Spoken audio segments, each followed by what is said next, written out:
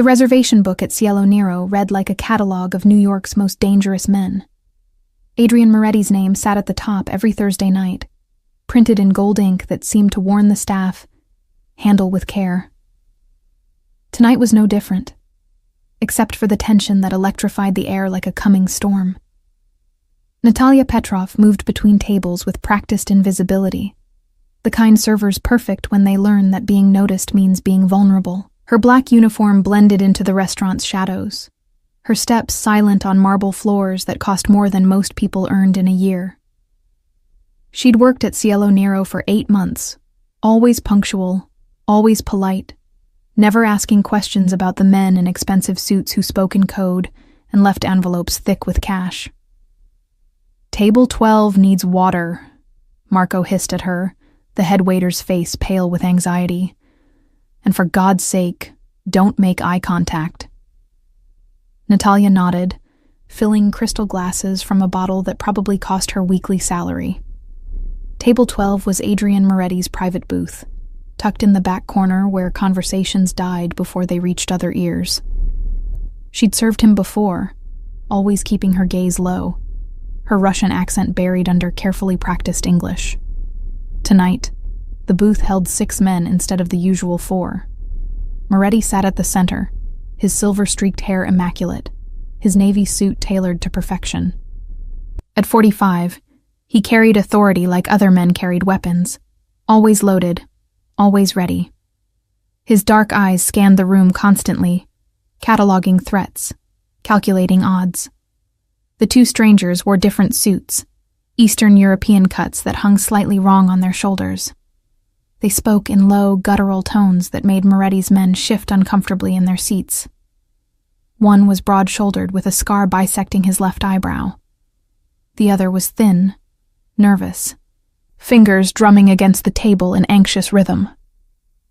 Natalia approached with the water, her heart suddenly loud in her ears. The scarred man was speaking, and the sound of his words hit her like a physical blow. Russian. Pure, unaccented Russian from somewhere near Moscow, maybe Tver. "The shipment arrives Tuesday," he said in her native tongue, "but the price has changed. Your Italian friend needs to understand. We are not negotiating anymore." Moretti's lieutenant, a man called Sal with hands like concrete blocks, leaned forward. "What's he saying? Anybody understand this?" The Russians continued, ignoring the question. The thin one pulled out his phone, scrolling through photos. "These are the names of everyone who knows about the transaction. If Moretti cannot agree to our terms, we have other buyers. The Colombians are very interested." Natalia's hand trembled as she poured water. She understood every word, every threat, every detail about what sounded like a weapons shipment worth millions, maybe tens of millions, the kind of deal that could shift power across multiple organizations. "Does anybody in this godforsaken organization speak Russian?" Moretti's voice was quiet, but the fury underneath made everyone at the table freeze. "I pay you people to be prepared for everything, and I'm sitting here like a deaf man while these Slavic bastards talk circles around me." Sal spread his hands helplessly. "Boss, we got guys who speak Spanish, Italian, even Mandarin, but Russian, that's..." "Useless," Moretti finished, his jaw tight. "You're all useless." The Russians exchanged glances, smirking. They knew their linguistic advantage had just become a weapon. The scarred one spoke again, his tone mocking. "Tell the Italian we're tired of waiting. Either he agrees to our new price, or we walk. And when we walk, we talk." His enemies would love to know about the Judge Henderson situation. Natalia's breath caught. Judge Henderson. That name had been in the news 3 months ago. A sudden retirement, rumors of blackmail, whispers about organized crime. If these Russians had evidence connecting Moretti to that scandal, it wasn't just money at stake. It was everything. She should walk away, pour the water, disappear back into the kitchen, forget everything she'd heard. That was survival. That was smart. But her hands were already shaking. Not from fear, but from something deeper. Memories of another room, another language barrier, another moment when silence had cost everything. She'd been 7 years old, watching men in leather jackets question her father in Russian, while her mother begged in broken English that nobody understood. The memory of her mother's tears, her father's broken body, found 3 days later near the docks in Brighton Beach. 60 seconds, the thin Russian announced in his language, checking his watch. Then we leave, and Moretti can explain to his associates why he let the biggest opportunity of the decade walk away because he couldn't find a translator. Moretti slammed his hand on the table, making glasses jump. "Somebody tell me what the hell is happening, or I swear—" "They said they're leaving." Natalia's voice cut through the tension like a blade through silk. The words came out in perfect, unaccented Russian. "And they're threatening to expose you regarding Judge Henderson unless you agree to triple their original asking price for the shipment." The silence that followed was absolute. Every head turned toward her. Moretti's dark eyes locked onto hers with an intensity that should have made her look away. But something had shifted inside her. The invisible waitress was gone. In her place stood Natalia Petrov, daughter of Viktor Petrov, who'd been a translator for the Russian consulate before the wrong people decided he knew too much. "You speak Russian." Moretti's statement was flat, dangerous. "Yes, sir." "How well?" "I was born in St. Petersburg. I spoke Russian before I spoke English." The scarred Russian's smirk had vanished. He leaned forward, studying her with new interest. "Where in Petersburg?" "Vasilyevsky Island," she answered in flawless Russian, meeting his gaze. "Near the 7th line. I lived there until I was 7, before my family had to leave." "Had to leave," the thin one repeated, his fingers finally still on the table. "Interesting choice of words." Moretti raised a hand, silencing everyone. "I don't care about anybody's life story right now. What I care about is what these men are actually proposing, and why they think they can threaten me in my own restaurant." He gestured to the empty chair beside him. "Sit. Translate. Everything." Natalia hesitated. Every instinct screamed that sitting at Adrian Moretti's table meant crossing a line she could never uncross. Waitresses were invisible. Translators were witnesses. Witnesses in this world had a short life expectancy. But she was already standing in the spotlight. The only question was whether she'd use it to illuminate or to burn. She sat. The scarred Russian smiled, but there was no warmth in it. So Moretti found himself a little Petersburg girl. "Tell us, little girl, what brought your family to America, running from debts, from enemies?" "Tell me what you're really here to discuss," Natalia replied in Russian, her voice steady despite the hammer of her heart. "The weapons shipment is obviously real, but that's not why you're demanding 3 times the agreed price. You want something else." The thin one's eyes widened slightly. Around the table, Moretti's men shifted, confused and increasingly nervous. Only Moretti himself remained perfectly still, watching the exchange like a chess master, studying an unexpected move. "Smart girl," the scarred Russian acknowledged. "Translate this for your new employer. We know about the Judge Henderson payments. We know about the Brooklyn warehouse fire last July. We know about the senator's daughter and what really happened in Atlantic City. The shipment? That's just business. But information? Information is insurance." Natalia turned to Moretti, her voice calm as she switched to English. "They're blackmailing you. The weapons deal is legitimate, but they're using it as cover to demand payment for their silence about your operations. They have evidence about Henderson, a warehouse fire in Brooklyn last July, and something involving a senator's daughter in Atlantic City." Moretti's expression didn't change, but his fingers drummed once against the table, the only sign of emotion. "Ask them how they obtained this information." She translated. The Russians exchanged glances. "Poetry," the thin one finally said in Russian. "We have it all written in poetry. Pushkin, Lermontov, Brodsky, beautiful verses that tell ugly stories. Your people would never understand, even if they found the documents. But we do. And so, it seems, does your little waitress. Natalia's blood turned cold. She knew exactly what he meant. Soviet-era intelligence operatives had used classical poetry as code. Specific words, line breaks, and references to famous verses could hide entire networks of information. It was elegant, nearly impossible to crack without deep cultural knowledge, and absolutely deadly in the wrong hands. They're using coded poetry, she told Moretti. Russian classical poetry with information hidden in the verses. It's an old KGB technique. For the first time, something flickered in Moretti's eyes. Not fear. Men like him had evolved past simple fear, but recognition of genuine danger. Can you decode it? He asked. If I see it, maybe. It depends on...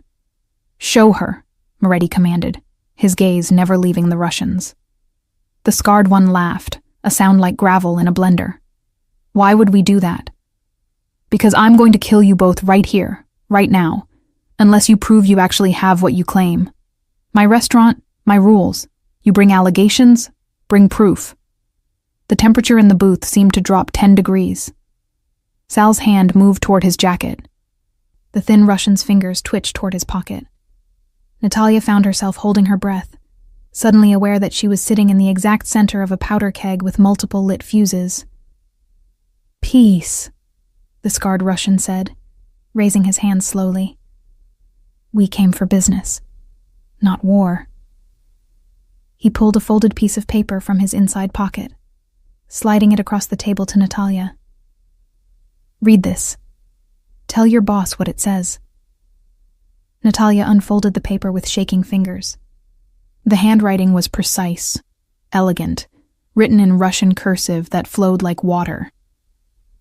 At first glance, it appeared to be verses from Eugene Onegin, Pushkin's masterpiece. But as her eyes tracked the lines, she began to see the pattern. Certain words were emphasized with barely perceptible marks. Specific line breaks occurred in unnatural places. References to minor characters appeared when they shouldn't. It was brilliant and terrifying. The first verse, she said slowly, her mind working through the layers of meaning.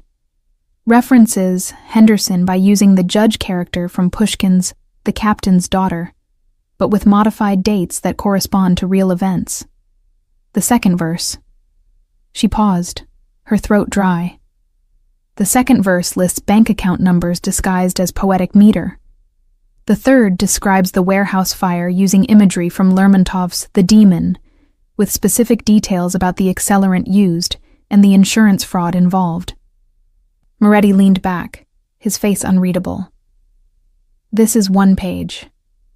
They mentioned they have more, Natalia confirmed. This is just a sample. Ask them how many pages. She did. The thin Russian smiled. 47 pages. 47 poems. Enough to send Mr. Moretti and half of his organization to prison for life, or to the bottom of the Hudson River if his rivals reached them first. When Natalia translated, she watched Moretti's jaw tighten almost imperceptibly. She'd just painted a target on her own back. She knew too much now. She'd decoded their secret. She'd made herself valuable, which in this world was just another way of making yourself vulnerable. Name your price, Moretti said quietly. For everything. The shipment and the poetry. The scarred Russian leaned back, spreading his arms in a gesture of false magnanimity. Finally, we speak business. The weapons shipment, 50 crates of merchandise from our Serbian associates, will cost you $12 million instead of the $4 million we originally discussed. The poetry? Another $10 million for the complete collection and our assurance that no copies exist. $22 million, Moretti repeated, his voice dangerously soft. For merchandise I could source elsewhere, and information you claim to have, but haven't fully proven. Source elsewhere? The thin Russian laughed. Your Colombian friends? After what happened to their shipment last month? Or maybe the Albanians? who are currently explaining to federal investigators why their warehouse contained enough firepower to invade a small country. He leaned forward. We're not just selling you guns, Mr. Moretti. We're selling you the only guns available, from the only suppliers left who haven't been compromised. And the poetry? That's just us being entrepreneurial. Natalia translated, her mind racing. She'd stumbled into something far bigger than a simple transaction. This was about power, territory, and survival at the highest levels of organized crime. And she was sitting in the middle of it, her knowledge of Russian classical poetry somehow transformed into a currency worth millions. Ask them why they came to me, Moretti instructed.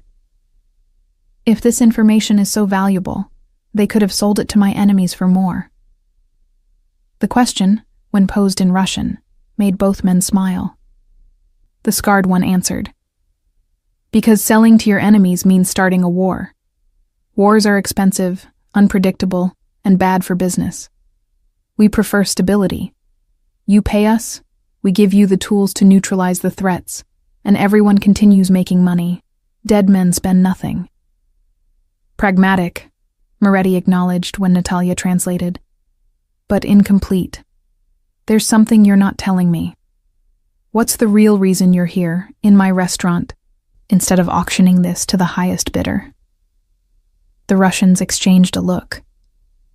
Something unspoken passed between them, and Natalia caught it. A flicker of concern, maybe even fear. Whatever they were running from, it was big enough to make them seek protection from one of New York's most dangerous crime bosses. Tell him, the thin one said in Russian, that the information we have came from someone he knows, someone inside his organization who's been recording everything for months. The poetry isn't just information. It's evidence that could bury him, yes, but also evidence that could expose the traitor. We're offering him a chance to find the snake before it strikes. Natalia's translation fell like a stone into still water. The ripples spread across Moretti's face, subtle but unmistakable. Around the table, his men shifted uncomfortably. Sal's hand moved back toward his jacket. The others straightened, suddenly aware that danger could come from any direction, including from within. A traitor, Moretti said, his voice like ice. In my organization. Multiple traitors, the scarred Russian corrected through Natalia's translation. The poetry mentions names. Not always directly, but the references are there for someone who knows what to look for. Someone who understands both Russian literature and your business. Every eye turned to Natalia again. She felt the weight of their stares like physical pressure. She wasn't just a translator anymore. She was the only person in the room who could decode evidence that might mean life or death for everyone present. How many names? Moretti asked. 7. Natalia answered, after receiving the Russian response. Hidden in 7 different poems, using different classical references. They'd need to be cross-referenced with your organizational structure to identify the specific individuals. And you can do this. It wasn't a question. Natalia swallowed hard, aware that her next words would seal her fate one way or another. Yes. If I have access to the full collection and information about your organization's hierarchy, I can identify them. Then here's my counteroffer, Moretti announced, his gaze moving between the Russians and Natalia. I'll pay $8 million for the weapons shipment, fair market value from any honest assessment. For the poetry, I'll pay $5 million, but only after Miss Petrov here has verified its authenticity and identified the traitors. You'll wait in a secure location while she works. When I have names, you get paid. If the information is false or incomplete, you don't leave New York alive. The thin Russian started to protest, but the scarred one held up a hand. Acceptable, with one condition. The girl works under our supervision.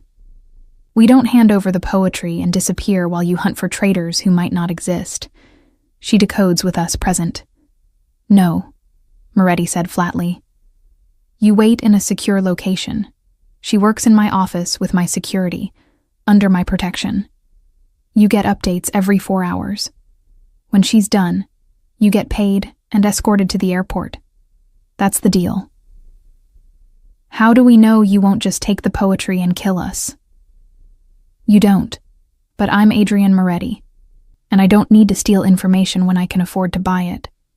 More importantly, if I kill you, your Serbian friends will assume I'm compromised and stop doing business with me entirely. I need those weapons, and I need suppliers I can trust. Killing you would be short-sighted and stupid, and I didn't build this organization by being either. Natalia watched the negotiation unfold with growing horror. She'd gone from invisible waitress to key player in a multi-million-dollar deal involving international arms smuggling, organizational betrayal, and coded Russian poetry. Her hands shook as she translated the final exchange, the reality of her situation crystallizing with each word. The Russians conferred quietly in their native language. They didn't know she could still hear them, their voices low, but not quite low enough. He's right, the thin one muttered. We need him more than he needs us. The Serbians won't work with anyone else in New York, and we can't move the merchandise through Boston or Philadelphia.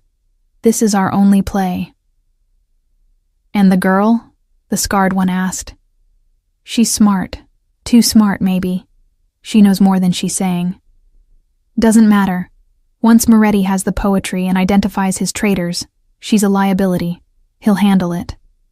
Natalia kept her face carefully neutral, translating unrelated conversation while her mind screamed warnings. She'd just heard her own death sentence, delivered casually as an afterthought. The Russians expected Moretti to kill her once she'd served her purpose. And why wouldn't he? She'd seen too much, knew too much, represented too much risk. We have a deal, the scarred Russian announced in English, his accent thick but understandable. The girl translates, we wait, we get paid. Everyone wins. Everyone wins? Moretti echoed, standing. The meeting was over. He gestured to Sal and another man. Take our guests to the Riverside property. Make them comfortable but secure. 4-hour updates like I promised. Miss Petrov, you're coming with me. The Russians departed with Moretti's men, their departure drawing curious glances from other diners. Natalia remained seated, her legs suddenly uncertain beneath her.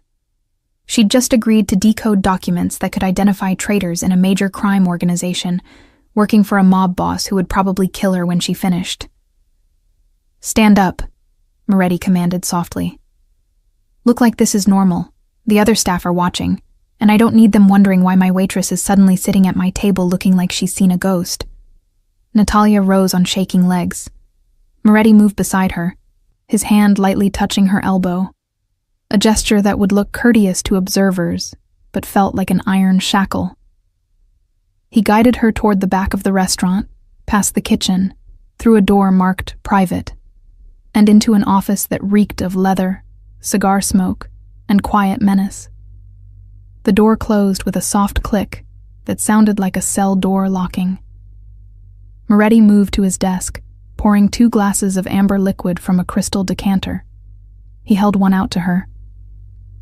Drink. You look like you need it. I don't. It's not a request.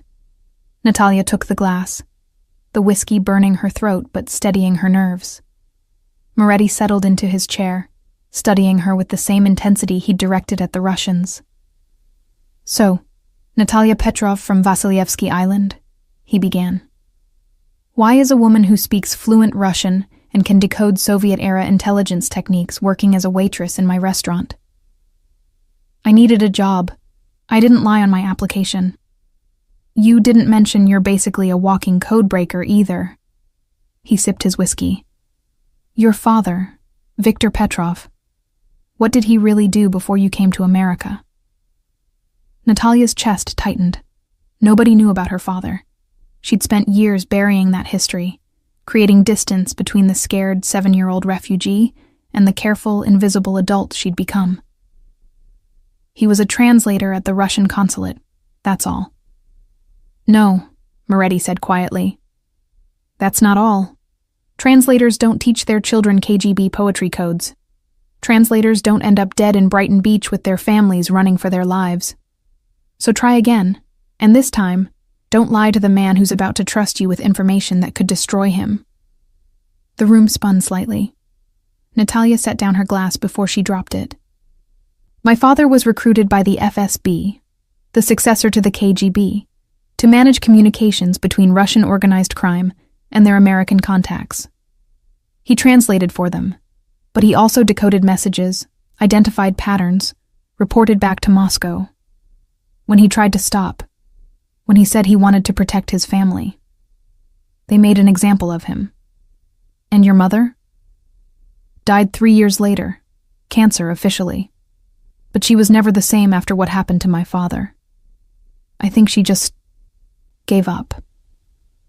Moretti nodded slowly, pieces falling into place.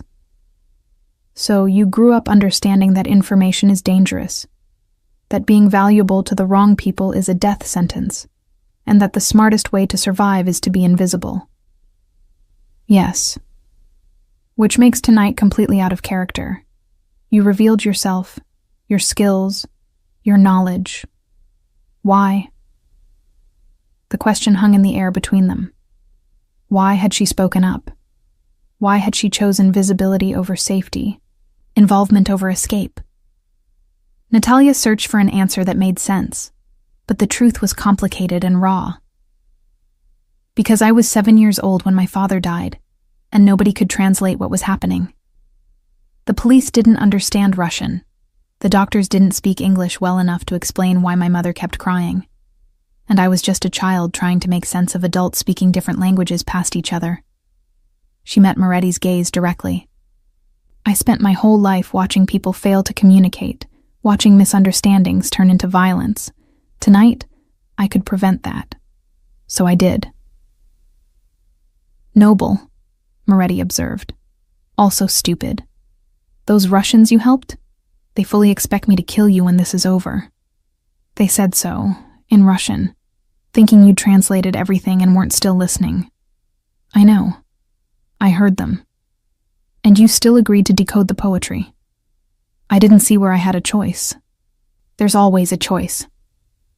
Moretti stood, moving to the window overlooking the restaurant below. You could have stayed quiet. Let us flounder. Let the deal fall apart. Instead, you made yourself indispensable, which means you're now in the exact position you spent your whole life trying to avoid. So what happens now? Natalia asked, her voice steadier than she felt. I decode your poetry, identify your traitors, and then you tie up loose ends? Moretti turned, his expression unreadable. That depends entirely on what you find and how useful you prove to be. The Russians think you're disposable. They're wrong. Someone who can decode Soviet poetry, speak multiple languages, and keep calm in the middle of a criminal negotiation, that's not disposable. That's rare.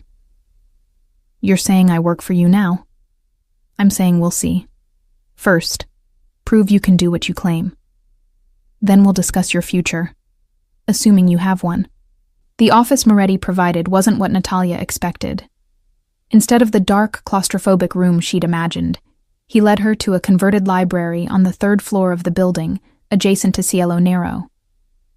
Floor-to-ceiling bookshelves lined 3 walls, filled with leather-bound volumes in multiple languages. A heavy wooden desk sat before a tall window overlooking the Manhattan skyline, and a laptop waited on its polished surface. The poetry is being delivered electronically, Moretti explained, entering a password that brought the screen to life. Our Russian friends were smart enough not to carry physical copies through airport security. Everything is stored in encrypted files, which my IT person has already accessed and downloaded. The original files will be deleted from their source in 6 hours, so they have motivation to ensure you succeed. Natalia approached the desk cautiously, as if the laptop might bite. The screen displayed a folder containing 47 document files, each titled with a different Russian classical work. You have someone who can break Russian encryption? I have someone who can break any encryption given enough time and money. Don't worry about how it was done. Focus on what needs to happen next. Moretti gestured to a small table near the desk where food and coffee had been arranged. "You'll work through the night. I'll be downstairs handling other business, but there are 2 guards outside the door for your protection." "My protection or my imprisonment? Both." He moved toward the door, then paused. "One more thing. Everything you discover, every name you decode, you report directly to me. Nobody else. Not my lieutenants, not the guards, not even in your own notes unless they're on that laptop, which is completely isolated from any network. The information you're about to access could start a war inside my organization. Discretion isn't optional. It's survival." "Understood." "I doubt that," Moretti replied, his tone almost gentle. "But you will." The door closed behind him, followed by the click of a lock. Natalia was alone with 47 poems and the secrets they contained.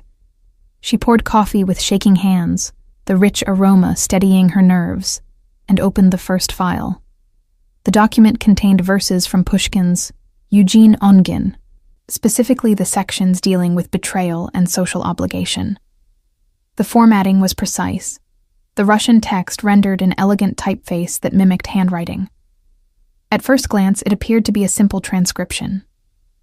But as Natalia began reading closely, the patterns emerged.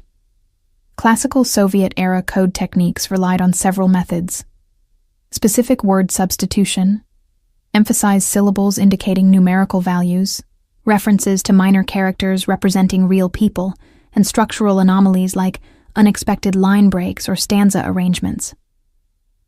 The poetry before her employed all of these techniques simultaneously, creating layers of meaning that required both linguistic expertise and cultural knowledge to unravel. The first poem yielded a date, July 15th of the previous year, and a location, Warehouse District, Brooklyn. Cross-referencing with the sample the Russians had shown earlier, this corresponded to the fire Moretti had been accused of orchestrating. But the coded text contained additional information: insurance policy numbers, payoff amounts, and a name embedded in a reference to Onegin's friend Lenski. Lenski, the poet in Pushkin's masterpiece. Someone artistic, someone whose role was documentation and observation. In Moretti's organization, that would be. Natalia opened a notepad file on the laptop and began typing her analysis. She worked methodically, moving through the first 5 poems in 2 hours. The pattern became clearer with each decoded verse. Whoever had created this record possessed intimate knowledge of Moretti's operations, combined with sophisticated understanding of Russian literary codes. This wasn't just information gathering. It was an art form designed to be beautiful even as it betrayed. By 3 a.m, she'd decoded 15 poems and identified 3 names. The references were subtle but unmistakable once you understood the literary allusions. A mention of Lermontov's Pechorin character, a cynical manipulator, corresponded with financial records and a man whose role in Moretti's organization involved money laundering. A reference to Gogol's Dead Souls pointed to someone managing false identities and paperwork. Each name appeared multiple times across different poems, the repetition confirming they weren't coincidences. Natalia stood to stretch, her back aching from hours of focused concentration. She moved to the window, looking out at the city lights that never quite went dark. Somewhere out there, the 3 men whose names she'd decoded were going about their lives, unaware that their betrayal had been documented in verses they couldn't read, couldn't understand, and definitely couldn't fight. A knock at the door made her jump. The lock clicked, and Moretti entered, his suit jacket removed, his tie loosened.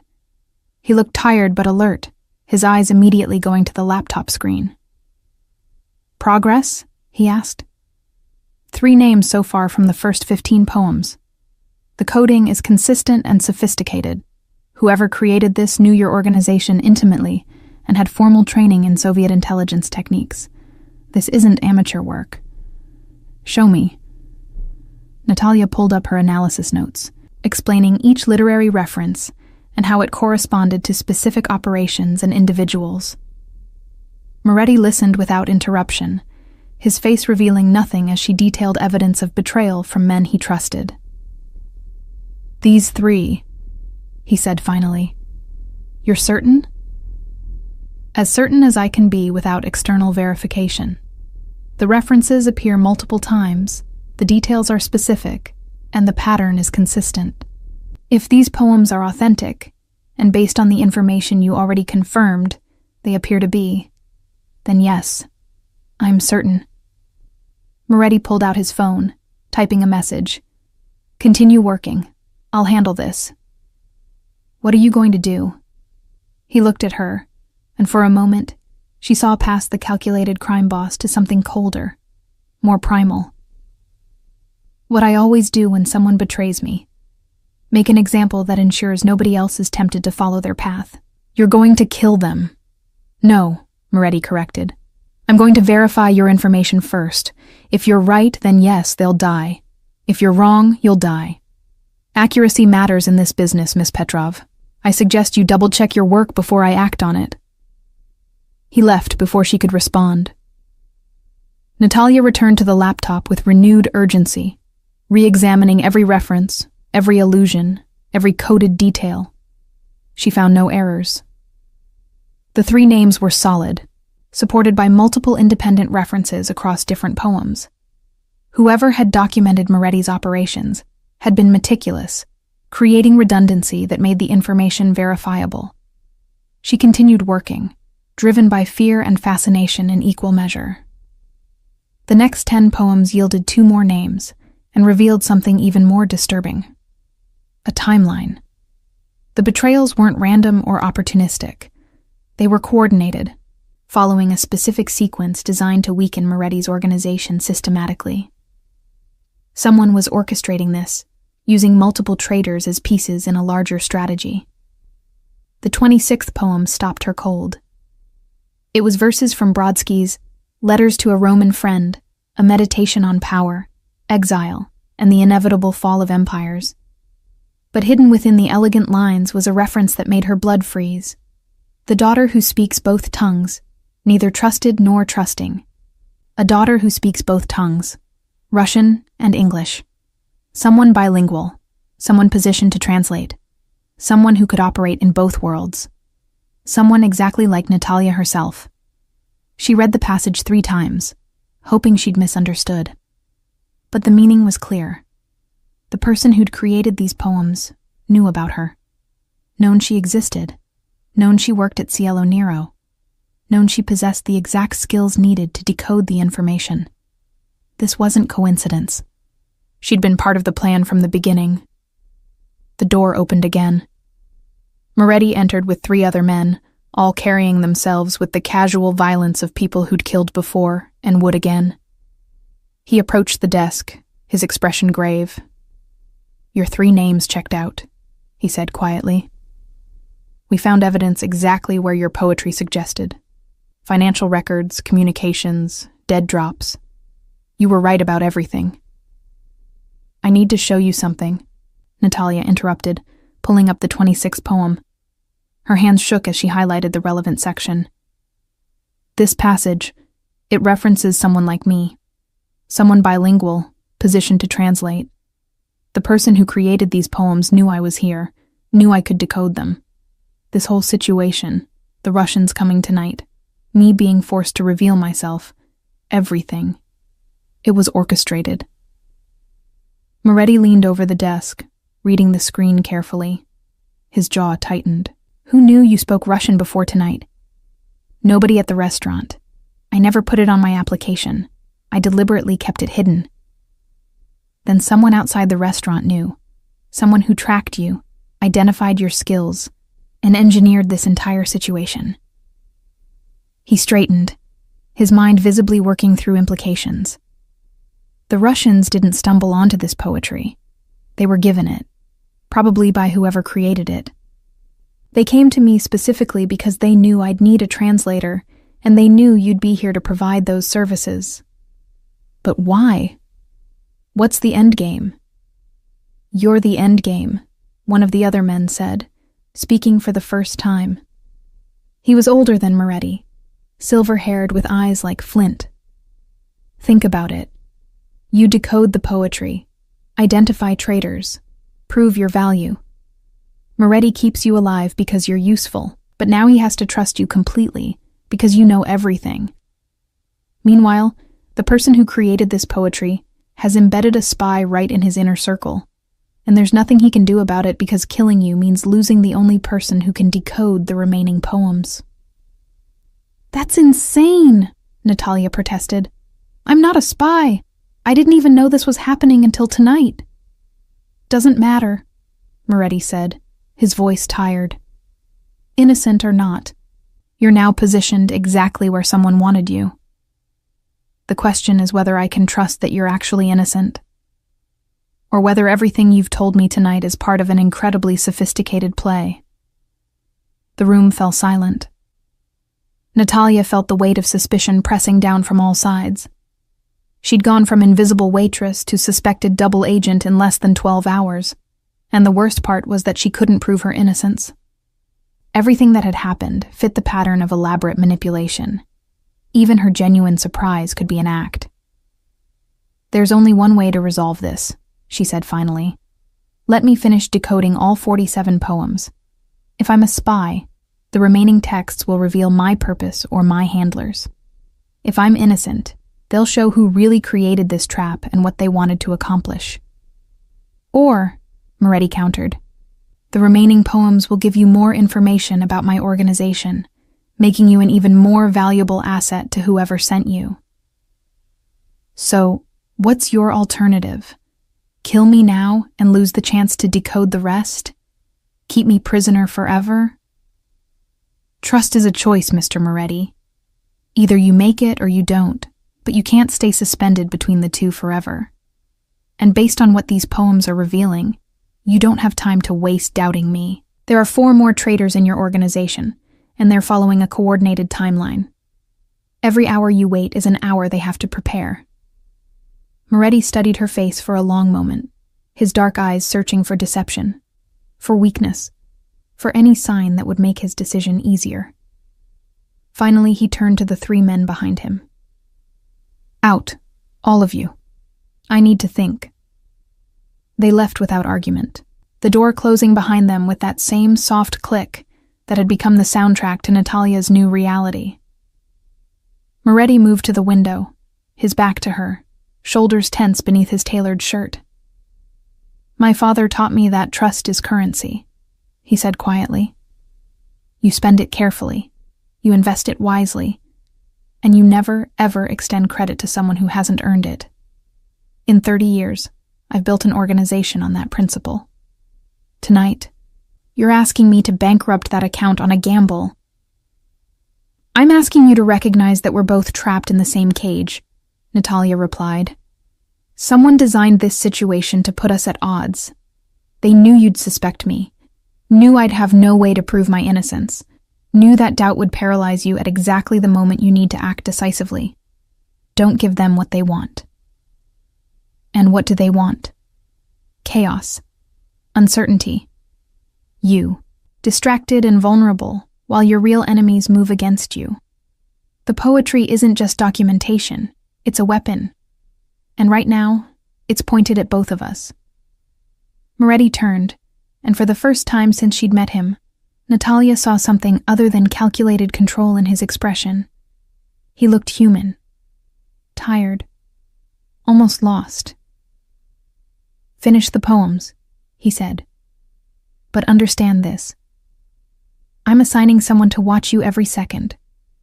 Not guards outside the door. Someone in here with you, reading every word, watching every move. If there's any indication that you're communicating with anyone outside this room, if there's any suggestion that you're anything other than what you claim, I will kill you myself. Not my men. Me. Do you understand? Yes. Then get back to work. We're running out of time. The person Moretti assigned to watch her was a woman named Elena, somewhere in her 40s with sharp features and sharper eyes. She settled into an armchair near the desk without introduction, a laptop of her own balanced on her knees. Natalia didn't ask what Elena was doing. The answer was obvious. monitoring, recording, analyzing every keystroke, every expression, every breath. Natalia returned to the poems with renewed focus.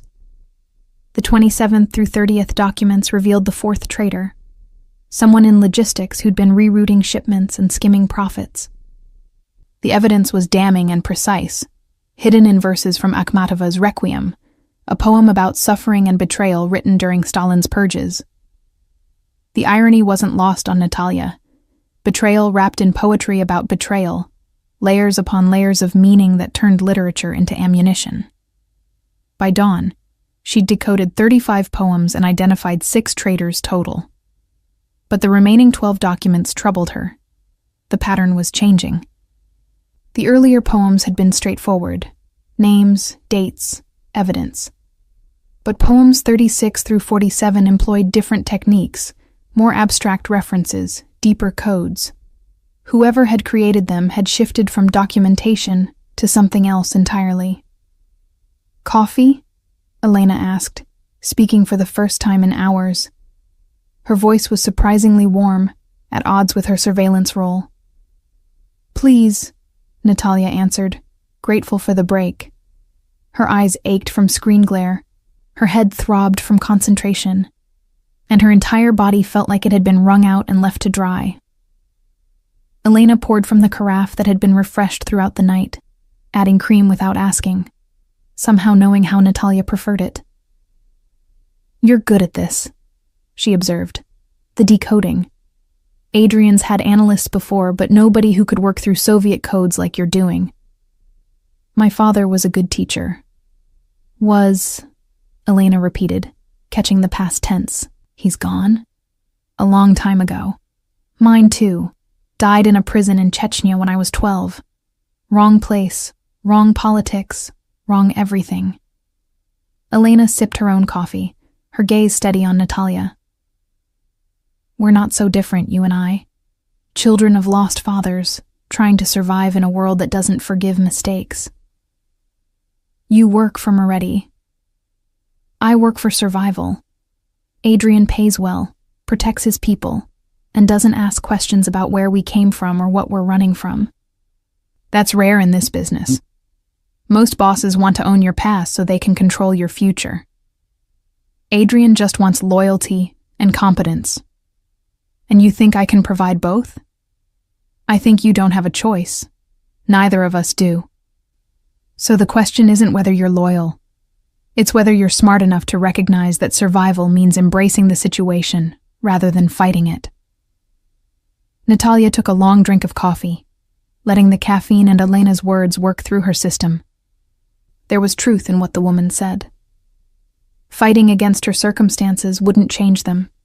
The only path forward was through the remaining poems, through Moretti's suspicions, through whatever trap had been laid. "The last 12 poems are different," Natalia said, pulling up document 36. "The coding has changed. See here?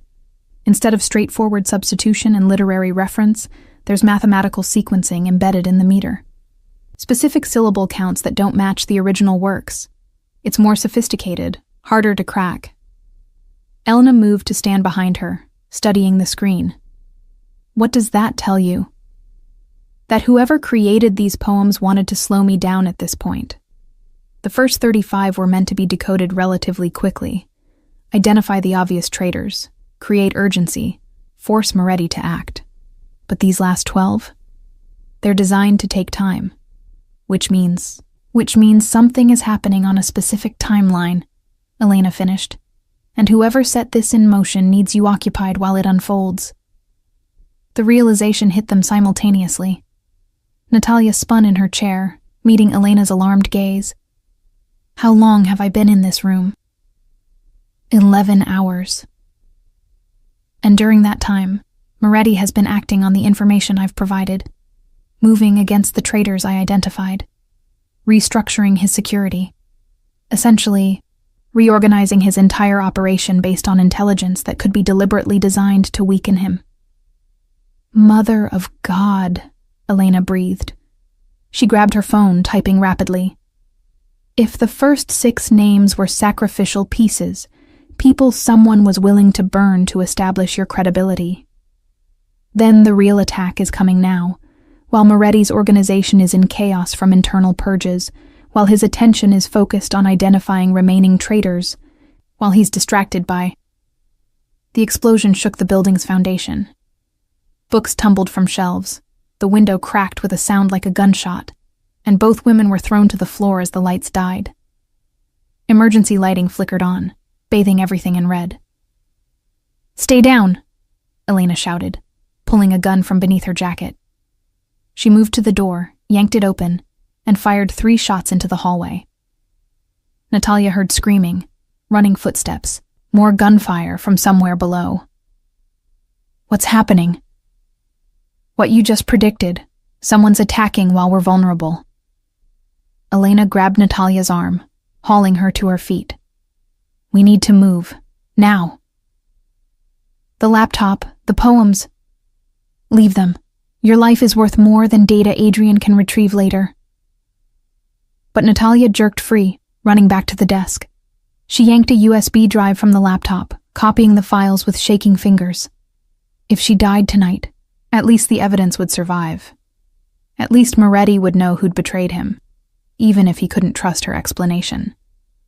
Another explosion, closer this time. The window shattered completely, spraying glass across the floor. Through the opening, Natalia glimpsed fire blooming from the restaurant below, smoke billowing into the night sky. "Now!" Elena screamed. And this time Natalia didn't argue. She clutched the USB drive and ran. The hallway was chaos. The 2 guards who'd been stationed outside lay motionless in spreading pools of blood. Elena stepped over them without pause, her gun sweeping corners, her body moving with the efficiency of military training. They took the stairs at a run, emergency lighting casting everything in nightmare shades of red. "Who's attacking?" Natalia gasped, her lungs burning. "If I had to guess, the same people who created your poetry. They set this up perfectly. Feed Adrian intelligence about internal traitors. Let him tear apart his own organization hunting them, then strike while everyone's confused and suspicious. Classic military strategy. Make your enemy defeat themselves before you throw the first punch." 3rd floor, 2nd floor. The sounds of fighting grew louder. Gunfire, shouting in multiple languages, the crash of furniture being overturned. Elena paused at the landing, gesturing for silence. Below, in the restaurant's main dining room, figures moved through the smoke and shadows. "Russian accents," Elena whispered. "Not the 2 from earlier. These are professionals. Military contractors, probably. The kind you hire when you want a job done clean and permanent." "How many?" "Too many. We need another exit." They reversed course, taking a service corridor that led toward the kitchens. But as they rounded a corner, a figure materialized from the smoke, the scarred Russian from earlier, his suit torn and bloodied, a gun in his hand. "The translator," he said in Russian, his smile terrible. "How convenient. Save me the trouble of finding you." "You were part of this from the beginning," Natalia replied in the same language, her mind working frantically. "The poetry, the deal, everything. You brought information designed to destabilize Moretti's organization so someone else could attack while he was vulnerable." "Very smart. Too smart, perhaps. We didn't expect you to decode things so quickly, or to realize the trap before it fully closed. But no matter. You've served your purpose." He raised the gun, and time seemed to slow. Natalia saw his finger tighten on the trigger, saw Elena moving too slowly to intercept, saw her own death approaching with mathematical certainty. The shot that rang out came from behind them. The scarred Russian jerked backward, a red flower blooming on his chest. He looked down at the wound with something like surprise, then collapsed. Adrian Moretti stepped through the smoke, his own gun still raised, his suit covered in soot and blood. He looked like something from a classical painting of hell, a dark angel walking through flames, beautiful and terrible in equal measure. "Nobody kills my translator," he said quietly. I haven't finished using her yet. Moretti moved past Natalia and Elena without a glance, checking the fallen Russian's pulse before removing weapons and a phone from the body. His hands were steady, methodical, a man performing familiar tasks while the world burned around him. Only when he'd secured everything did he finally look at Natalia. "You figured it out," he said. It wasn't a question. Too late to prevent this. She gestured at the chaos surrounding them, smoke still billowing from multiple directions, fire alarms shrieking their warnings into the night. But soon enough to save both our lives, which counts for something. He checked his gun's magazine, then looked at Elena. Status? At least 20 hostiles, professional grade. They came through the front and back simultaneously, using the internal confusion from your purge as cover. Most of your security is dead or pinned down. We've got maybe 5 minutes before they secure the building completely. The Riverside property? Compromised. Got word 3 minutes ago. Everyone there is dead, including the thin Russian. So whoever orchestrated this cleaned up their loose ends. Moretti's jaw tightened. Smart, ruthless. Exactly what I would do in their position. Another explosion rocked the building, this one from above. Ceiling tiles rained down, and somewhere in the distance, the groan of stressed metal suggested structural damage. The restaurant that had stood for 30 years as Moretti's fortress was being methodically destroyed. The archives, Moretti said suddenly. Underground, below the wine cellar, reinforced doors, separate ventilation system, emergency tunnel to the parking garage 3 blocks away. If we can reach it, we can get out alive. That's across the entire building, Elena protested, through the main dining room where most of the hostels are concentrated. Then we go fast, and we go hard. Miss Petrov, stay between us. You're carrying information that someone went to extraordinary lengths to create and equally extraordinary lengths to bury. That makes you valuable. He looked at her directly. It also makes you a target. Don't slow us down. Don't try to be heroic. And for God's sake, don't get shot. Clear? Clear, Natalia managed, though her voice sounded distant, like someone else was speaking through her body. They moved as a unit, Elena on point, Moretti taking rear guard, Natalia sandwiched between them, clutching the USB drive like a talisman. The service corridor led them past the kitchens, now a smoking ruin of overturned equipment and shattered glass, and toward the main restaurant floor. The dining room had been transformed into a war zone. Tables were overturned, expensive artwork riddled with bullet holes, crystal chandeliers hanging at drunken angles. Bodies lay scattered across the floor, both Moretti's men and the attackers, their blood mixing on marble that had once gleamed like polished ice. The air smelled of gunpowder, smoke, and something darker, the copper tang of mass violence. Left side, Elena whispered. 3 hostiles behind the bar. Moretti didn't respond verbally. He simply moved, his gun tracking toward the bar with fluid precision. 3 shots, 3 bodies falling. Elena was already moving toward the next cover point, her own weapon finding targets with the same deadly efficiency. Natalia ran when they ran, stopped when they stopped. Her entire world narrowed to the space between 2 people who killed with the casual expertise of long practice. She'd seen violence before. Her father's death had ended any illusions about the world's gentleness. But never like this. Never so personal, so immediate, so utterly devoid of drama or hesitation. They reached the wine cellar stairs as gunfire erupted from somewhere behind them. Bullets chipped the walls, sprayed plaster dust, forced them to dive through the doorway and slam the reinforced door shut. Heavy bolts slid home, and for a moment, there was blessed silence. "That won't hold long," Moretti said, already moving down the stone stairs into darkness. "They'll breach it with explosives in under 3 minutes. Keep moving." The wine cellar was a cathedral to expensive taste. Climate-controlled chambers lined with bottles worth more than most cars, organized with the precision of a museum collection. Moretti led them through the labyrinth without hesitation, past vintages from before Natalia was born, around corners that all looked identical in the emergency lighting. "How long until they realize we're not still in the building?" Natalia asked. "They already know," Elena answered. "Professional assault teams don't leave escape routes unmonitored. Whatever's waiting at the other end of your tunnel, Adrian, it won't be friendly." "I know, but it's better than waiting here to die." The tunnel entrance was hidden behind a false wall of wine racks. Moretti pressed a concealed switch, and an entire section swung outward, revealing a passage that looked like something from a Cold War spy novel. Concrete walls, bare bulbs, the smell of damp earth and old secrets. "This was built during Prohibition," Moretti explained as they entered, Elena sealing the entrance behind them. "Modified in the 50s when my grandfather ran this place. It saved my family more than once. With luck, it'll do so again." They moved quickly through the tunnel, their footsteps echoing in the confined space.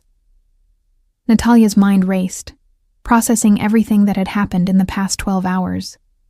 She'd gone from invisible waitress to decoder to fugitive to survivor, each transformation marking a point of no return. Whatever happened next, whoever she'd been before tonight, was gone forever. "The poems," she said suddenly.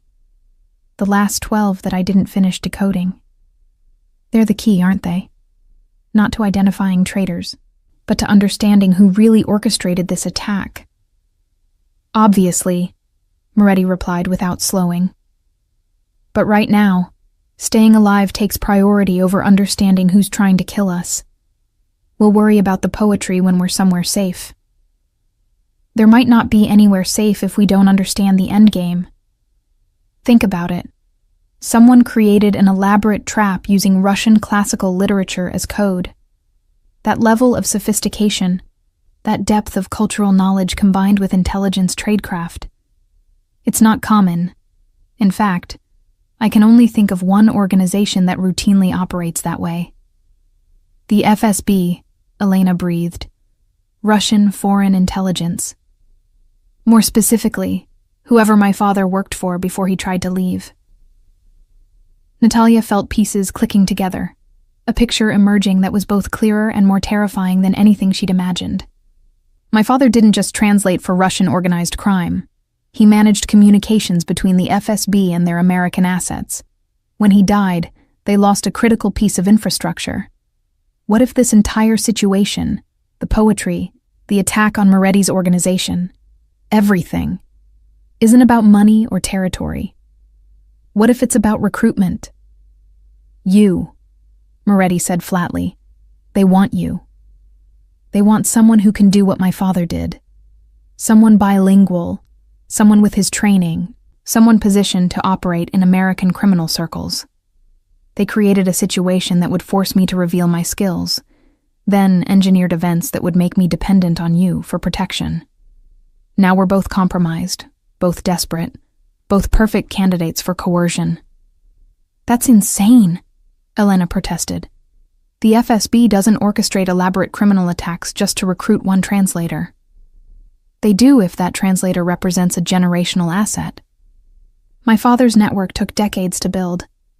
Recreating it would take another decade, or they could invest a few $1,000,000 in 6 months of planning to position his daughter in the exact same role. From their perspective, it's efficient." The tunnel ended at a heavy steel door with a modern electronic lock. Moretti entered a code, and the mechanism clicked open, revealing a parking garage bathed in fluorescent light.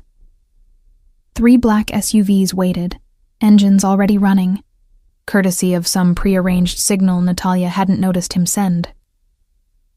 "We'll discuss international conspiracy theories once we're mobile," Moretti decided, moving toward the nearest vehicle.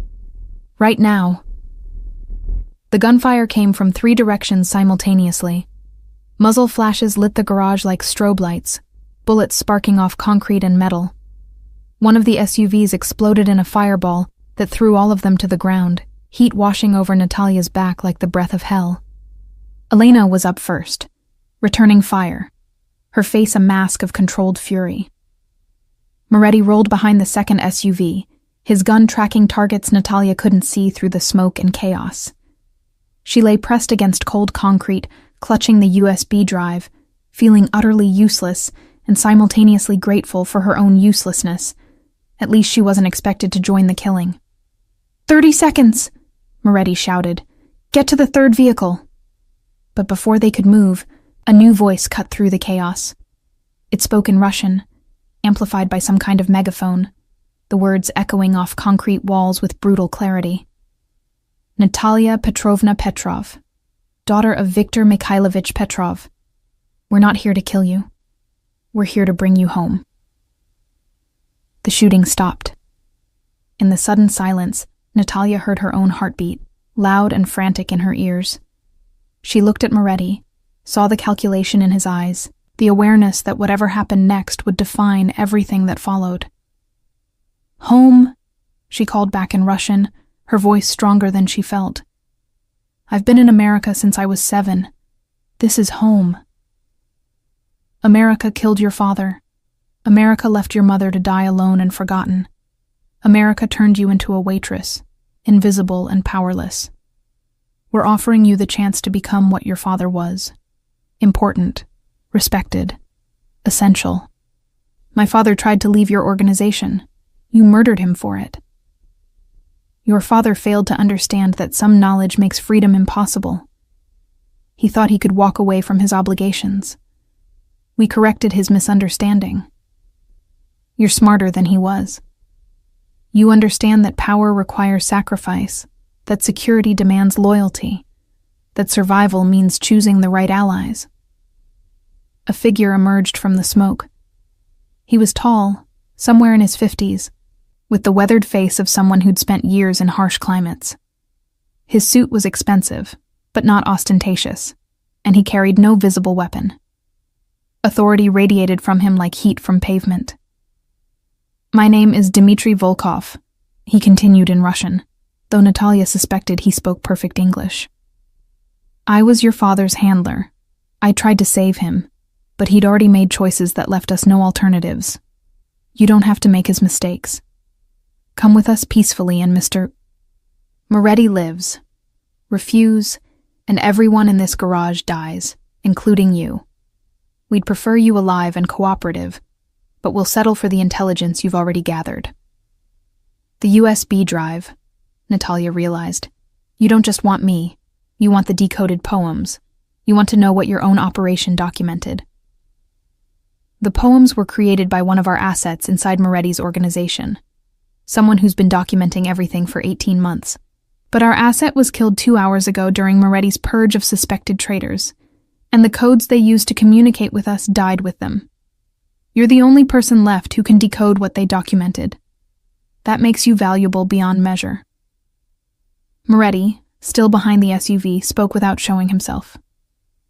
She decoded 35 out of 47 poems, identified 6 traitors, including your asset, apparently. If you kill us, you get the USB drive but lose the only person who can decode the rest. Which is why we're offering terms, Volkov acknowledged. Miss Petrov comes with us. The USB drive comes with us. You live, free to rebuild your organization however you choose. In 6 months, after we've extracted everything we need from both her knowledge and the remaining poems, we'll consider releasing her if she's been cooperative. Consider releasing her, Moretti repeated, his tone flat with disbelief. You expect me to hand over my translator on the promise of maybe seeing her alive again? I expect you to recognize when you have no negotiating position. You're outnumbered, outgunned, and trapped in a parking garage with limited exits. Your organization is in shambles, your resources depleted, your people dead or scattered. We're offering you survival. That's considerably more generous than you deserve, given how much damage you've done to our American operations over the years. Natalia's mind raced through options, finding no good ones. If she refused, everyone died, including herself, which would accomplish nothing. If she agreed, Moretti lived, but she disappeared into an FSB black site, becoming exactly what her father had been, a prisoner of her own expertise, too valuable to release but never truly free. There had to be another option. Some variable she wasn't seeing, some piece of the puzzle that would shift the entire board, and then she saw it, the flaw in Volkov's plan, hidden in his own words. "You said your asset created the poems over 18 months, she called out in Russian. But you didn't know what they documented because the codes died with your asset. That means the poems weren't just documentation for you. They were documentation against you." Volkov's expression flickered. Just for a moment, but it was enough. "Your asset wasn't loyal," Natalia continued, standing slowly, hands visible. "They were building insurance. Evidence against their FSB handlers, evidence of Russian intelligence operations on American soil, coded in a way that only someone with specific linguistic and cultural knowledge could decode. They were planning to defect, and they needed proof of their value to offer American intelligence services. That's why the last 12 poems are more heavily encrypted. They contain the most damaging information, the details about you and your organization." The silence that followed was different than before, charged, dangerous. "You're guessing," Volkov said, but his voice had lost its certainty. "I'm extrapolating from evidence. The pattern in the poems shifts after number 35. The literary references become more personal, more specific to Cold War-era intelligence operations. The last 12 poems aren't about Moretti's organization. They're about yours. Names, methods, American contacts. Your asset was going to burn you, and you killed them before they could. Now you're trying to recover the evidence and eliminate anyone who might decode it. Which is why you're coming with us." "No," Natalia said firmly. "I'm not. Because if I disappear into FSB custody, Moretti will deliver this USB drive to the FBI, along with everything I've already decoded. Your American operations will be exposed, your networks dismantled, your agents arrested or killed. You'll lose everything you've built here, all to capture one translator who would rather die than become what her father was." Moretti's voice, when he spoke, carried dark amusement. "She makes an excellent point. I'm a criminal, Volkov, but I'm an American criminal. The FBI has been trying to put me in prison for years, but they've never tried to kidnap me from a parking garage. There's a difference between American legal pursuit and Russian intelligence operations, and I know which one I prefer. If she dies, your entire network gets exposed. Those are your terms, not mine." Volkov's expression hardened. He raised one hand, and from the shadows, at least a dozen armed figures emerged, weapons trained on the SUV hiding Moretti and Elena. "Then I suppose we have what the Americans call a Mexican standoff," he said coldly. "Except I have more guns, more people, and considerably more experience in these situations. You can threaten to expose us, Moretti, but you'll be dead before you send a single file. And Miss Petrov, she'll watch you die knowing it was her stubbornness that cost you your life." "Actually," a new voice interjected, speaking English with a crisp American accent, "I think you'll find the situation more complicated than that." Federal agents materialized from impossible places, behind vehicles, from doorways Natalia hadn't noticed, even from the tunnel they'd just exited. At least 30 of them, all in tactical gear, all carrying weapons that made the Russians' arsenal look inadequate. At their center stood a woman in her early 40s, blonde hair pulled back severely, wearing an FBI windbreaker over body armor. Her credentials were already displayed as she approached Volkov with the casual confidence of someone holding all the winning cards.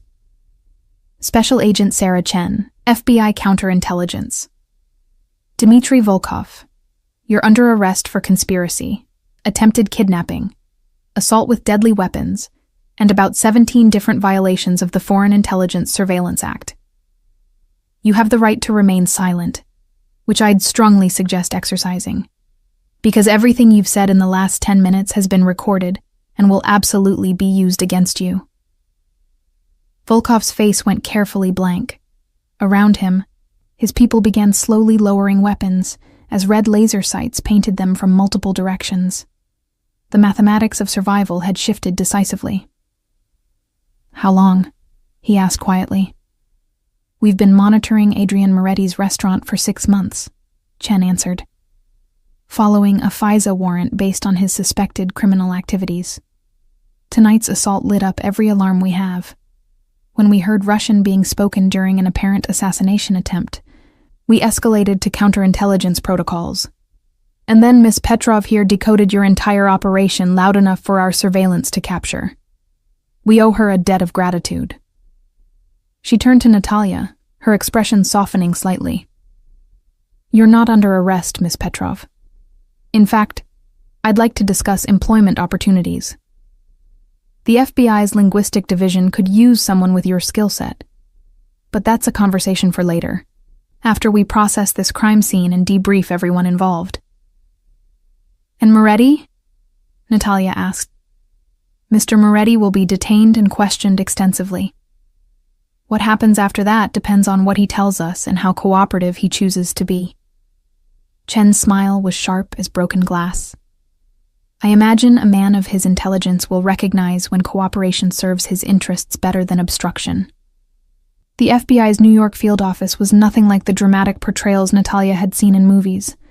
It was fluorescent lights, beige walls, endless corridors that all looked identical, and the pervasive smell of industrial coffee mixing with industrial cleaning products.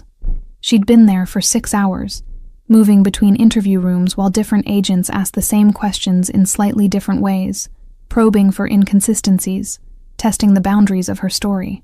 Special Agent Chen finally entered the room where Natalia had been waiting for the past 40 minutes. She carried 2 cups of what smelled like actual coffee, not the burnt sludge from the break room, and a tablet computer under her arm. "Sorry for the wait," Chen said, settling into the chair across from Natalia. "Your story checked out. Every detail you provided about the poems, the FSB operation, your father's history. It all aligns with intelligence we've been gathering for years but couldn't quite piece together. You connected dots we didn't even know were on the same page. What happens now? Now we discuss your future. The USB drive you saved contains evidence of the most sophisticated Russian intelligence operation on American soil since the Cold War. The remaining 12 poems you didn't finish decoding? They're a roadmap of FSB activities going back 5 years. Names, locations, methods, American contacts. It's a counterintelligence treasure trove. And you want me to decode them. We want to offer you a job. Full-time analyst position, GS-12 salary scale to start, with promotion to GS-13 after successful completion of probation. You'd work in our counterintelligence division, translating Russian communications, decoding intelligence documents, and providing cultural context for ongoing operations. It's desk work, mostly. Safe, legal, and surprisingly well compensated compared to waiting tables. Natalia sipped the coffee, which was indeed much better than the break room variety, and considered. It was tempting. A legitimate job, a fresh start, a chance to use her skills for something beyond mere survival. But there was a problem. "Moretti," she said. "What happens to him?" Chen's expression became guarded. "That's complicated. Adrian Moretti has been a priority target for federal law enforcement for over a decade. RICO statutes, money laundering, conspiracy to commit murder, racketeering. We have enough evidence to put him away for multiple lifetimes. Tonight's events give us additional ammunition. But he also just saved a federal investigation by protecting you until we could arrive. His restaurant was destroyed in an assault by foreign intelligence operatives, which technically makes him a victim. And according to your statement, he actively opposed the FSB's attempt to kidnap you, despite having every reason to simply hand you over and save himself." Chen drummed her fingers on the table. "The U.S. Attorney's Office is debating whether to charge him, offer immunity in exchange for testimony against the Russians, or pursue some kind of middle ground. What do you think should happen? I think the law isn't always equipped to handle situations this messy. Moretti is a criminal. He's hurt people, destroyed lives, built an empire on violence and intimidation. But tonight, he also chose to protect an innocent woman from a hostile foreign intelligence service. That counts for something, even if it doesn't erase decades of criminality. So you're going to use him, get his testimony about the FSB operation, then throw him in prison anyway. Chen met her gaze directly. Probably, unless he's smart enough to negotiate a deal that actually serves his interests. A good lawyer, which Moretti can definitely afford, might argue for witness protection, reduced charges, even immunity if the intelligence he provides is valuable enough. The system has flexibility when it wants to. Can I see him? Why would you want to? It was a good question. Natalia examined her own motivations, trying to separate gratitude from Stockholm Syndrome, genuine connection from trauma bonding. Adrian Moretti was a criminal who'd threatened to kill her multiple times. He was also the man who'd stood between her and a Russian kidnapping team, who'd trusted her when every logical calculation suggested he shouldn't, who'd treated her like a valuable human being rather than a disposable asset. Because he deserves to hear the truth directly from me, Natalia finally answered. About what the poems contained, about what I decoded, about what happens next.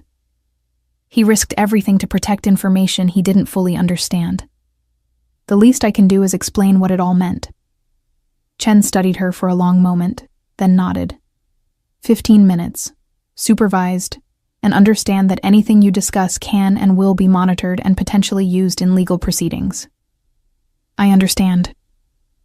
They led her through more identical corridors to an interview room that looked exactly like the one she'd just left. Adrian Moretti sat behind a metal table, still wearing his soot-stained suit, his hands free of restraints, but his posture suggesting he understood the futility of resistance. He looked up when Natalia entered, something complicated flickering across his face. The translator, he said, still alive. I wasn't certain that would remain true once the FBI got involved. They offered me a job. Of course they did. You're exactly what they need.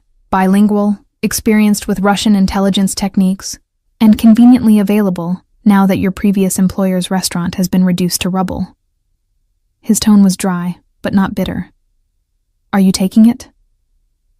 I haven't decided yet. That's partially why I'm here, to understand what you're planning to do.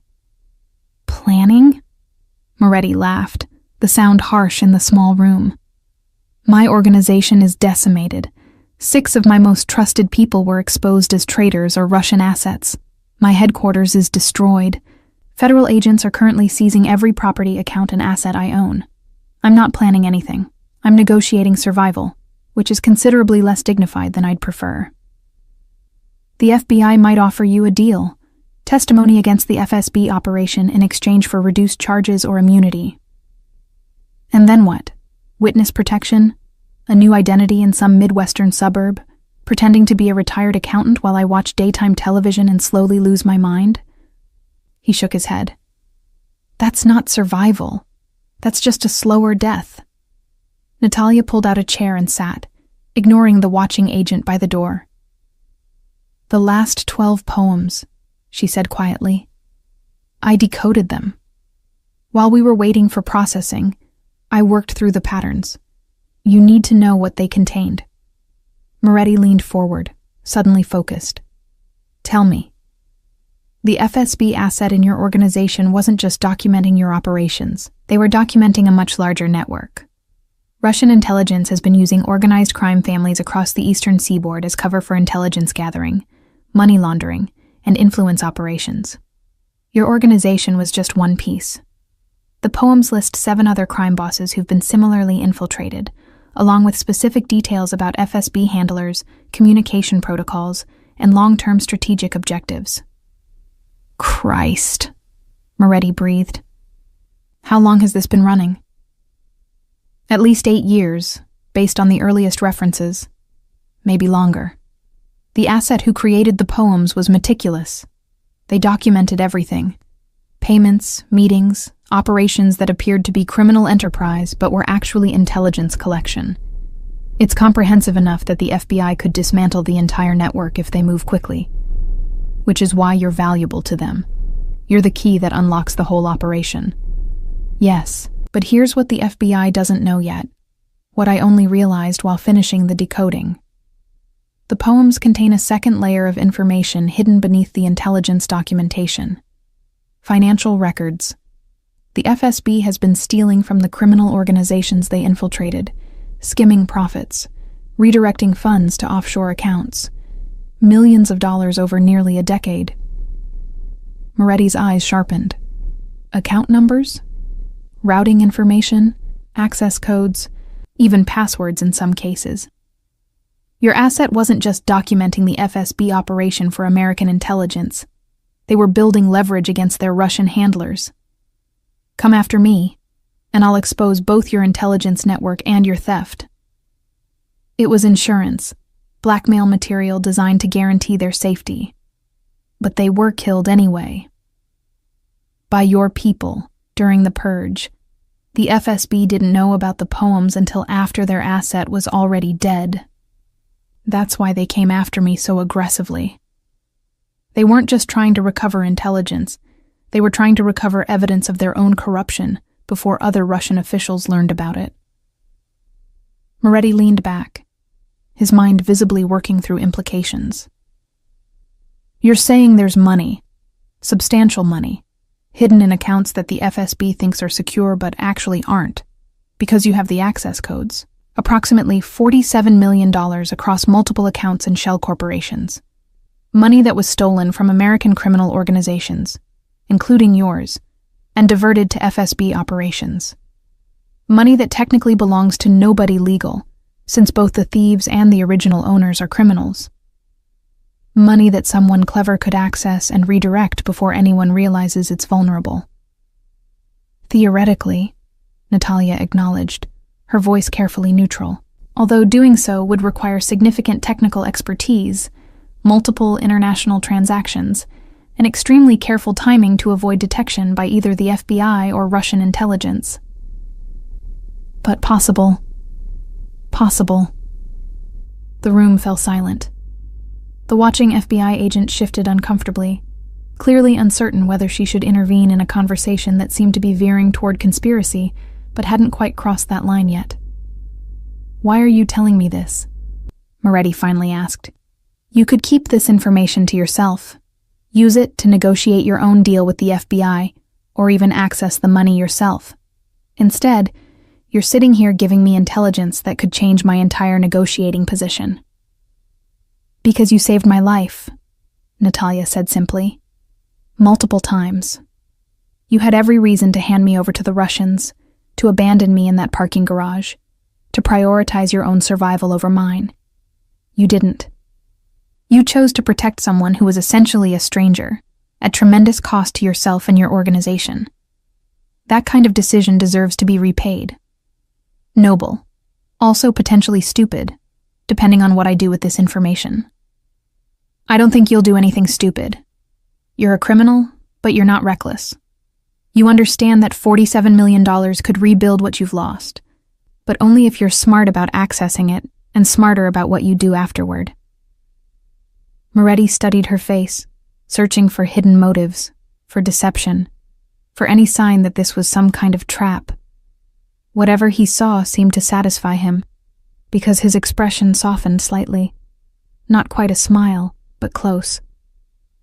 If I were to access these funds hypothetically, he said carefully, and if I were to use them to negotiate a more favorable arrangement with federal authorities, perhaps by demonstrating cooperation and providing value beyond mere testimony. Would you be interested in maintaining our professional relationship? Assuming, of course, that I'm in a position to employ anyone once this situation resolves. Are you offering me a job? I'm suggesting that a person with your skills would be valuable to an organization that's being rebuilt from the ground up. An organization that would need translators, analysts, people who understand international intelligence operations and can navigate complex information landscapes. Legitimate business ventures require those skills just as much as illegitimate ones. More, perhaps, since legitimate business has actual legal consequences for mistakes. Legitimate business, Natalia repeated. You're talking about going straight? I'm talking about evolution. My father ran this organization one way. I ran it another way. Perhaps it's time for a third way, one that doesn't involve federal indictments and parking garage shootouts. The world is changing. Information is becoming more valuable than traditional criminal enterprises. Someone who understands that, who can operate in both legal and extra-legal spaces, who has connections in law enforcement and experience with international intelligence. That person could build something remarkable. And you think I'm that person? I think we could be those people, if we're smart about it. You get a career that's more interesting than decoding FBI surveillance tapes. I get a partner who actually understands the modern world instead of trying to apply 20th century solutions to 21st century problems. The FBI gets cooperation, restitution, and a success story about reformed criminals becoming productive citizens. Everyone wins. Except the FSB. Fuck the FSB. They destroyed your father, killed my people, and tried to turn us both into assets. They deserve to lose everything. The watching FBI agent cleared her throat. I need to report this conversation to Special Agent Chen. The discussion about accessing foreign accounts is entering territory that requires immediate review. Of course, Moretti agreed smoothly. We're simply having a hypothetical discussion about theoretical possibilities. Nothing actionable has been suggested or agreed to. Ms. Petrov is simply explaining intelligence she decoded in her role as a civilian contractor assisting a federal investigation. The agent looked skeptical, but left to make her report. As soon as the door closed, Moretti leaned forward. You have maybe 2 minutes before they come back with lawyers and recording equipment. If you're serious about this, about any of this, I need to know now. Because once I start negotiating with the U.S. Attorney's Office, I need to know what cards I'm actually holding. Natalia took a breath, feeling the weight of the decision pressing down. She could take the FBI job. Safe, legal, respectable. Desk work analyzing threats from a distance, never risking more than paper cuts and eye strain. It was everything she'd thought she wanted. Stability, security, invisibility. But invisibility had nearly gotten her killed tonight. Invisibility had left her powerless when the FSB came calling. Invisibility was just another word for vulnerability. I'll give you the account information, she said quietly. All of it. But I have conditions. Name them. First, you use a portion of the money to compensate the families of your people who died tonight. Not because you're legally obligated to, but because it's right. Second, whatever organization you build next operates within legal boundaries. I won't help you rebuild a criminal empire. Third, my role remains undefined until I see proof that you're actually serious about legitimate business. I'll consult, analyze, translate, but I won't commit to anything permanent until you've demonstrated this isn't just a con to escape federal prosecution. Reasonable terms? Anything else? Yes. You teach me everything you know about negotiation, strategy, and operating in spaces where the rules are unclear. You saved my life tonight, but you also showed me that powerlessness is a choice. I'm done choosing it. If I'm going to work with you, in whatever capacity that ends up being, I need to learn how to navigate this world as an equal, not an asset. Moretti smiled, and this time it was genuine. The first real smile she'd seen from him. Done. Although I should warn you that navigating this world as an equal means accepting dangers that invisible people never face. Once you choose visibility, you can't go back. Are you certain that's what you want? I was invisible when the FSB tried to kidnap me. I was invisible when your organization was infiltrated. Invisibility didn't protect me. It just meant nobody noticed when I was in danger. Fair point. He extended his hand across the table. Partners, then. Conditionally, temporarily, and subject to neither of us getting arrested or killed in the immediate future. Natalia shook his hand, feeling the calluses on his palm, the strength in his grip. It wasn't a contract. It wasn't even a promise. But it was a beginning. The door opened. Special Agent Chen entered with 2 other people, a man in an expensive suit who had to be from the U.S. Attorney's Office, and a woman with FBI credentials and a recording device. The negotiation was about to begin in earnest. "Mr. Moretti," Chen said formally, "we need to discuss the conversation you just had with Miss Petrov. Specifically, the references to foreign financial accounts and potential access to stolen funds." "I'm happy to discuss anything that might be relevant to your investigation," Moretti replied, his tone perfectly reasonable. "But I'll need to consult with my attorney first. I'm sure you understand." "Your attorney is in the building. We can bring them in immediately." "Excellent. While we're waiting, perhaps you'd like to hear about my interest in cooperating fully with federal authorities in exchange for consideration regarding pending charges. I believe I have information that would be quite valuable to your counterintelligence division. Information that Miss Petrov's decoding work has made accessible." Chen's expression remained neutral, but Natalia saw the calculation behind her eyes. Moretti was offering a trade: intelligence for leniency, cooperation for survival. The FBI had to decide whether his information was worth the cost of letting a major organized crime figure potentially escape justice. "We're listening," Chen said carefully. "Not until my lawyer arrives. But I will say this. The FSB operation you disrupted tonight is larger than you realize. The 7 other criminal organizations compromised by Russian intelligence? I know most of them personally. I have connections, history, and leverage that could help you dismantle the entire network. But that cooperation requires certain assurances about my future legal status. And the $47 million Miss Petrov mentioned would make an excellent restitution payment to the federal government, demonstrating my commitment to making things right. Assuming, of course, that accessing those funds doesn't expose me to additional criminal liability. These are details my attorney will want to discuss." The lawyer from the U.S. Attorney's Office stepped forward. "Mr. Moretti, I'm Assistant U.S. Attorney James Park. If you're serious about cooperation, we can discuss terms. But understand that any agreement would require full disclosure, complete transparency, and genuine commitment to testifying against foreign intelligence operations. We don't cut deals with people who waste our time." "I wouldn't dream of wasting your time, Mr. Park. Time is the only resource we can't steal, launder, or recover." I learned that lesson tonight, watching my restaurant burn and my organization collapse. I'm 52 years old. I've spent 3 decades building an empire that was destroyed in 6 hours.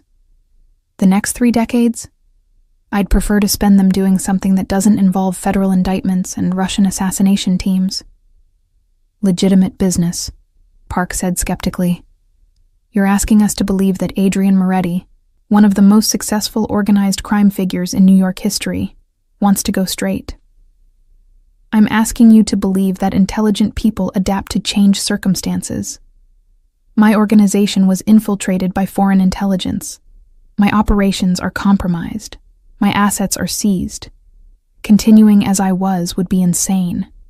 So yes, I want to explore alternative approaches to earning a living, approaches that involve lawyers, accountants, and significantly less gunfire." Park exchanged glances with Chen. Some silent communication passed between them, years of institutional knowledge weighing options, calculating odds. "We'll need to review everything with our supervisors," Chen finally said. "But preliminarily, we're interested in discussing terms. Your attorney can begin negotiations immediately, assuming they're available." "They're in the building," Moretti confirmed, "probably terrorizing your reception desk as we speak." Chen smiled tightly. "I'll have them brought up. Miss Petrov, you're free to go. We have your contact information if we need additional decoding assistance. The employment offer stands if you're interested. Think about it and let us know." Natalia stood, feeling suddenly exhausted. The adrenaline that had sustained her through the night was draining away. leaving behind the bone-deep weariness of surviving something terrible. What about the FSB, Volkov and his people? In federal custody facing multiple charges. They'll be prosecuted to the fullest extent of the law, which in their case includes potential espionage charges carrying life sentences. They won't be bothering you or anyone else. And the other Russian assets in various organizations? That information is classified, but I can tell you that your decoding work has initiated the largest counterintelligence operation against Russian organized crime in decades. You've done your country a significant service, Miss Petrov. The question is whether you want to continue doing so officially or return to private life. Natalia looked at Moretti one last time. He met her gaze steadily, and something unspoken passed between them. Not a promise, not even an agreement, just an acknowledgement that they'd survived something impossible together, and that whatever happened next would be shaped by that shared experience. I need time to think, she said, about everything. Take all the time you need, Chen replied, but not too long. The world keeps moving, and opportunities don't wait forever. They escorted Natalia out, through corridors and security checkpoints, back into the real world where morning light was beginning to paint Manhattan's skyline in shades of gold and rose. The city looked unchanged. The same buildings, the same streets, the same relentless energy. But Natalia felt fundamentally altered, as if the night had burned away some essential layer of protection and left her exposed to possibilities she'd never allowed herself to consider. Her phone buzzed. A text from an unknown number. Account information when you're ready. Take your time deciding. Either way, thank you for tonight. M. She stared at the message for a long moment, then deleted it. Not because she wouldn't take him up on the offer, but because some decisions required space and silence to process fully. The USB drive in her pocket contained enough information to change multiple lives, destroy several organizations, and potentially reshape how criminal enterprises and intelligence operations interacted in America. And somehow, impossibly, she was the person holding that power. Not invisible, not powerless, not running from her father's legacy, but stepping directly into its shadow and making it her own. A cab pulled up. Natalia gave her apartment address, then changed her mind and named a 24-hour cafe she knew in Queens. She needed coffee, real coffee, and time to think about whether she wanted to be an FBI analyst decoding other people's secrets, or something else entirely. Something that didn't have a job description yet, something that would require inventing as she went. The city rushed past the cab windows, millions of people pursuing their own complicated survival strategies. Natalia closed her eyes, let exhaustion wash over her, and allowed herself to smile. Her father had been destroyed by being caught between two worlds. But maybe, with the right allies and the right approach, being caught between worlds wasn't a trap. Maybe it was the most valuable position of all. She'd figure it out, one decoded poem at a time. 3 months later, Natalia stood in an office that still smelled of fresh paint and new furniture. Floor-to-ceiling windows overlooked Manhattan from the 30th floor of a building whose previous tenants had included 3 hedge funds, a law firm, and, ironically, a Russian cultural organization that had relocated to Brooklyn under mysterious circumstances. The brass nameplate on the door read, Petrov Consulting, Language Analysis and Strategic Intelligence. It's understated, Elena observed, setting down a box of office supplies. She'd transitioned from Moretti's security detail to something she called Executive Protection and Operational Coordination, which seemed to involve equal parts bodyguard work and business management. Professional doesn't scream we used to dodge bullets in parking garages. That's the idea, Natalia replied, adjusting the placement of a leather chair. The furniture was expensive but not ostentatious, the kind that suggested competence and discretion rather than wealth. Everything about the office was designed to project legitimacy while maintaining flexibility about what that legitimacy actually meant. Her phone buzzed. A message from Adrian Moretti. Signing the final paperwork at 2 p.m. Dinner afterward to celebrate? Natalia smiled. The final paperwork referred to his plea agreement with the U.S. Attorney's Office, 12 months probation, substantial financial restitution, and a commitment to cooperate fully with ongoing federal investigations into Russian intelligence operations. In exchange, most of the serious charges had been dropped, and he'd been allowed to restructure his remaining legitimate business interests into what his lawyers called private consulting and investment services. It was, Natalia had learned, how powerful people reinvented themselves when reinvention became necessary. The paperwork was different, the rhetoric was different, but the fundamental reality remained. Adrian Moretti would continue operating in spaces where information, connections, and carefully calibrated influence mattered more than traditional business models. And now, so would she. The difference was that everything they did would be legal. Mostly legal. Legal enough that federal prosecutors wouldn't be interested unless they violated extremely specific boundaries that both of them had learned to navigate with uncomfortable precision. "Dinner sounds good," she texted back. "The Italian place near your new office?" "Too predictable. I'm thinking Thai. The place in Chelsea that doesn't ask questions about business conversations." "Perfect." Elena watched the exchange with knowing amusement. "You two have gotten comfortable with each other. We're business partners. Comfortable is important." "Is that all you are? Business partners?" Natalia considered the question. Her relationship with Moretti was complicated, built on mutual survival, reinforced by shared secrets, and complicated by the fact that he'd once threatened to kill her, and she'd once decoded evidence that nearly destroyed his life. They met regularly to discuss cases, to coordinate on projects that required both her linguistic expertise and his connections, to strategize about building something that neither of them could have created alone. Was there attraction? Probably. Was there respect? Absolutely. Was there something deeper developing beneath the professional courtesy? Maybe. But relationships built on surviving near-death experiences required time to evolve beyond crisis mode. "Ask me again in 6 months," Natalia finally answered.